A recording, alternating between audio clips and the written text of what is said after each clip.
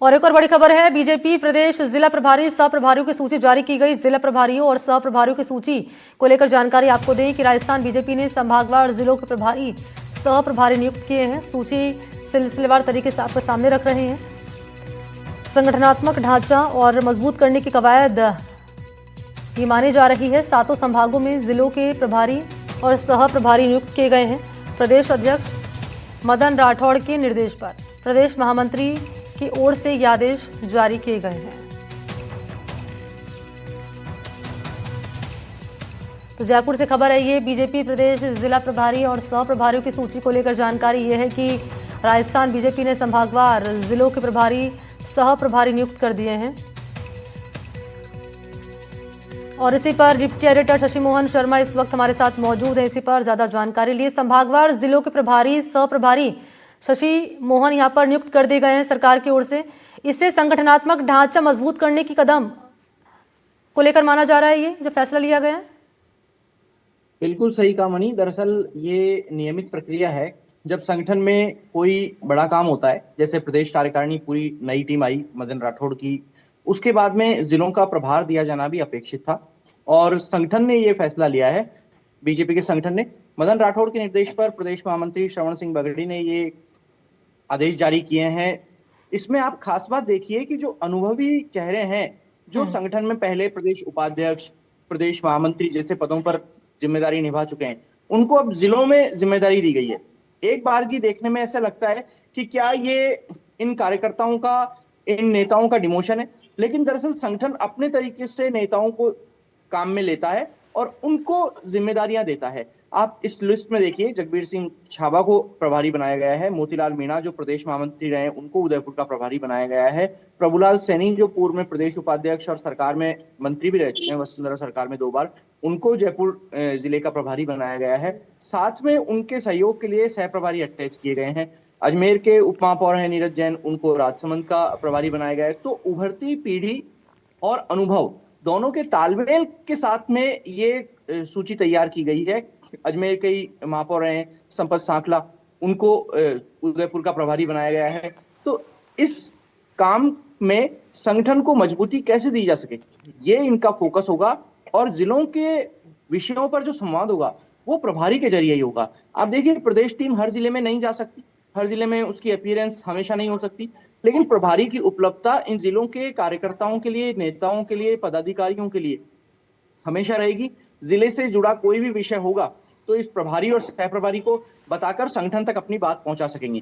दरअसल किसी भी संगठन की ये एक शक्ल होती है, क्योंकि काम को डिसेंट्रलाइज करना, केंद्रीकृत व्यवस्था में काम नहीं हो सकता, इसलिए इसको विकेंद्रीकृत करना जरूरी होता है और इसी दिशा में कदम बढ़ाते हुए ये आदेश जारी किए गए हैं। संभाग प्रभारी भी अभी लगाए जाएंगे और वो संभाग प्रभारी जिलों से भी कोऑर्डिनेट करेंगे, संगठन से भी कोऑर्डिनेट करेंगे। जिला प्रभारी सीधे भी अपनी रिपोर्ट दे सकते हैं। जो प्रदेश की टीम है उसमें भी नेताओं को अलग अलग संभाग और जिलों का दायित्व दिया जाएगा कि कौन किस संभाग से डील करेगा, उसी हिसाब से संगठन में काम होगा। ऐसा नहीं हो सकता कि आप मनमर्जी से किसी भी जगह चले जाएं, किसी भी जगह के जिले के कार्यकर्ताओं से, संभाग के कार्यकर्ताओं से संवाद कर लें। आप प्रदेश टीम का हिस्सा हो सकते हैं, लेकिन जो आपका मुखिया यानी मदन राठौड़ बीजेपी प्रदेश अध्यक्ष होने के नाते आपको काम देंगे।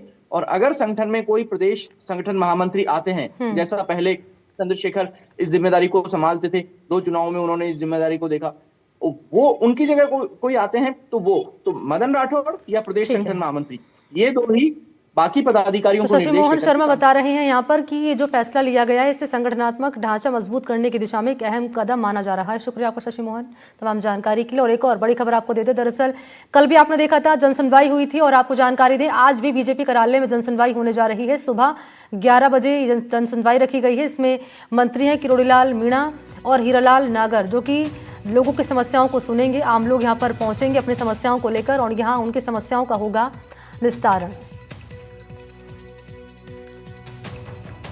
और सहयोगी विश्वास से जरा जान लेते हैं पूरी खबर आज क्या है, इसको लेकर विश्वास बताएं जरा। जी देखिए, लगातार भाजपा कार्यालय पर जो मंत्री हैं और पदाधिकारी हैं वे जनसुनवाई कर रहे हैं।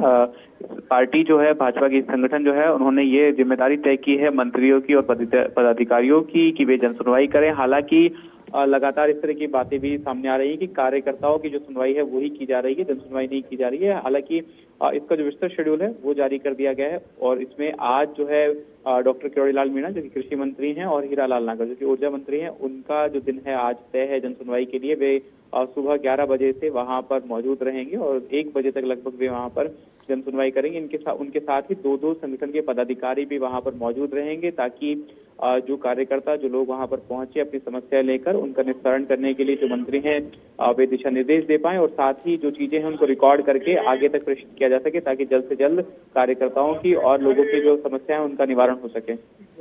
जी ठीक है, शुक्रिया आपका विश्वास तमाम जानकारी के लिए।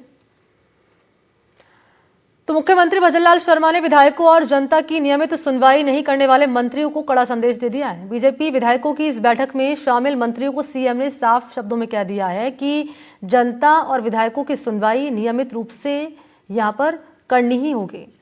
मुख्यमंत्री ने कहा कि वो खुद जनता में जाते हैं, फीडबैक लेते हैं, जो काम है वो समय पर करते हैं और फिर मंत्री और जनप्रतिनिधि किस बात में इतने व्यस्त हैं।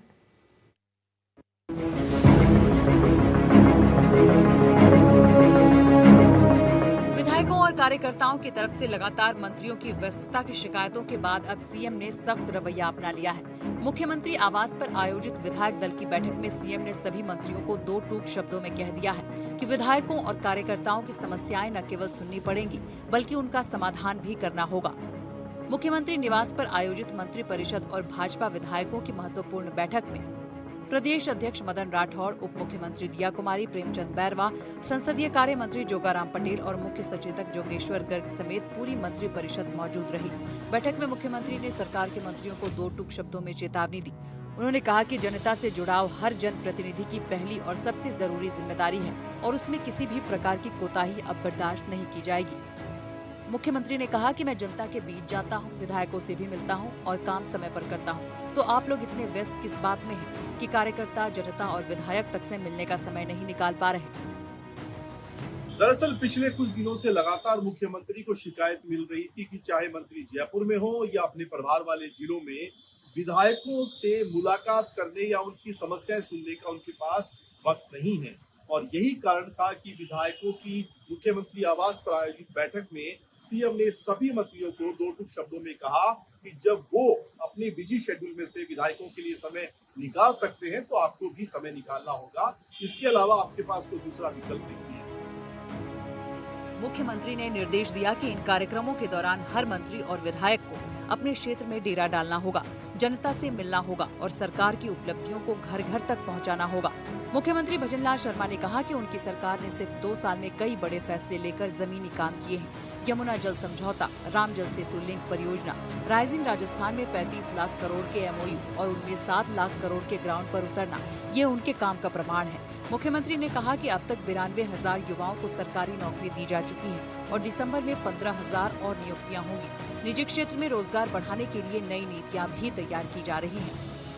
मुख्यमंत्री के निर्देशों के बाद भाजपा मुख्यालय पर कार्यकर्ताओं की जन सुनवाई शुरू हो गई है। मंत्री वहां पर बैठकर कार्यकर्ताओं की सुनवाई करते हैं, लेकिन भाजपा के विधायकों की एक बड़ी परेशानी, बड़ी दिक्कत ये थी कि उनको मंत्रियों से मिलने का जो समय मिलना चाहिए वो नहीं मिल पा रहा था और यही कारण कि वो लगातार मुख्यमंत्री से इस बात को लेकर शिकायत कर रहे थे। जनसंवाद, प्रवास और फील्ड विजिट अब अनिवार्य होंगे। नए लोगों को संगठन से जोड़ना और निकाय और पंचायत चुनाव की तैयारी भी इसी दौरान तेज करनी होगी। मुख्यमंत्री भजनलाल शर्मा की ये 2 टूक नसीहत ऐसे समय में आई है जब सरकार 2 साल पूरे होने के कार्यक्रमों की तैयारी कर रही है और आने वाले निकाय पंचायत चुनावों में प्रदर्शन को लेकर भी संगठन दबाव में है। सरकार चाहती है कि उनकी योजनाओं का असर जमीनी स्तर पर दिखे और उसका राजनीतिक लाभ भी सीधे सीधे जनता के बीच दर्ज हो। अब सवाल ये है कि मुख्यमंत्री की इस सख्त सीख के बाद मंत्री और विधायक कितनी गंभीरता दिखाते हैं और जनता तक पहुंचने, सुनवाई करने और परफॉर्मेंस दिखाने के मोर्चे पर सरकार कितना आगे बढ़ पाती है। NDTV के लिए जयपुर से सुशांत पारिक की रिपोर्ट।